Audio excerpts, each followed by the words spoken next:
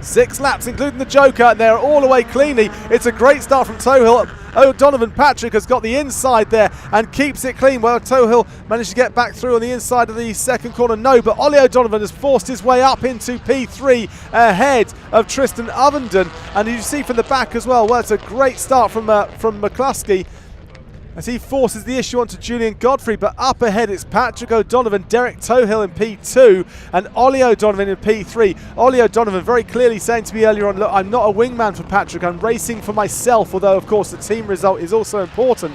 But Ollie O'Donovan would love to take the victory here and forget all about what happens with his son. It's all down to this final, and Ollie O'Donovan wanting to get to grips with that Proton Iris that he's not raced for quite some time, as the door now opens on Tristan Ovenden's car. That is not ideal. Suboptimal is what we call it. It's very, very wide goes Godfrey there on the exit and may have even lost the position. Manages to keep it somehow as the others behind carry on fighting. That's McCluskey and Donoghue. He goes off. Continues to pirouette around and gets himself going, but Colin Anson will gain a position because of that. Patrick O'Donovan has the race lead. In second place, Derek Tohill. There is no love lost for them when it comes down to this championship fight, as Ollie O'Donovan keeps Ovenden at bay.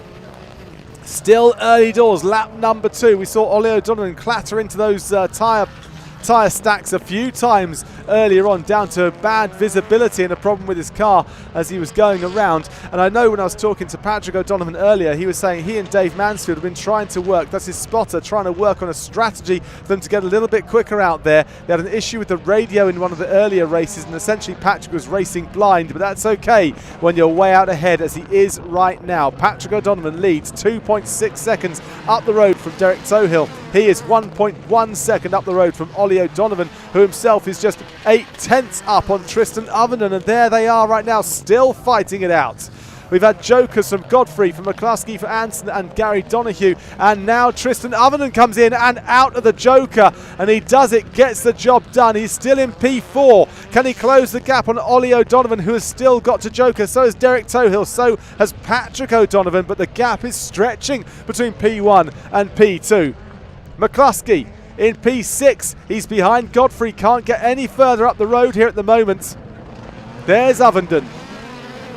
Tristan Ovenden, P4, has jokered. The gap between him and Ollie O'Donovan is what, 2.4 seconds.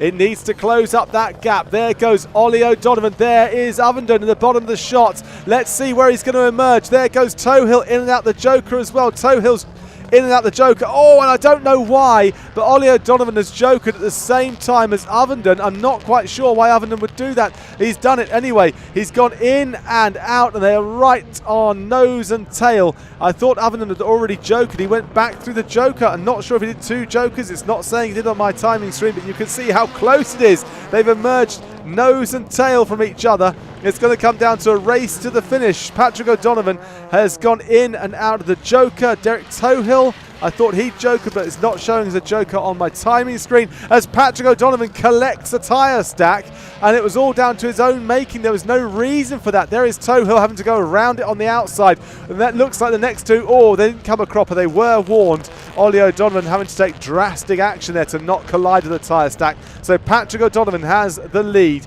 on this final lap as they head around the final tour here in this Supercar final, round 5 of the championship. All again tomorrow, but the reverse way round, the anti-clockwise way around this Pembrey circuit.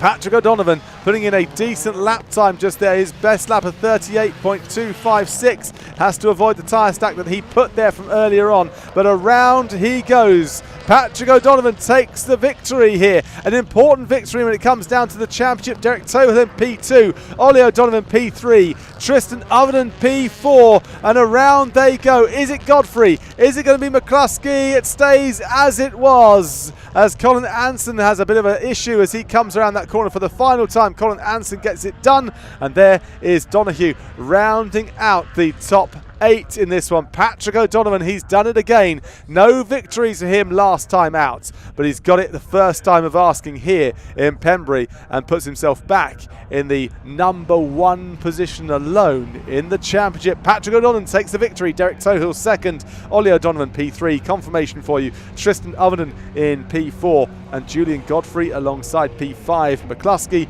Colin Anson and Gary Donahue rounding out the top 8. There's your Supercar final for today. More of this coming in just a few moments with the next race, the next class. Supercars will be back in action tomorrow morning here in Pembrey.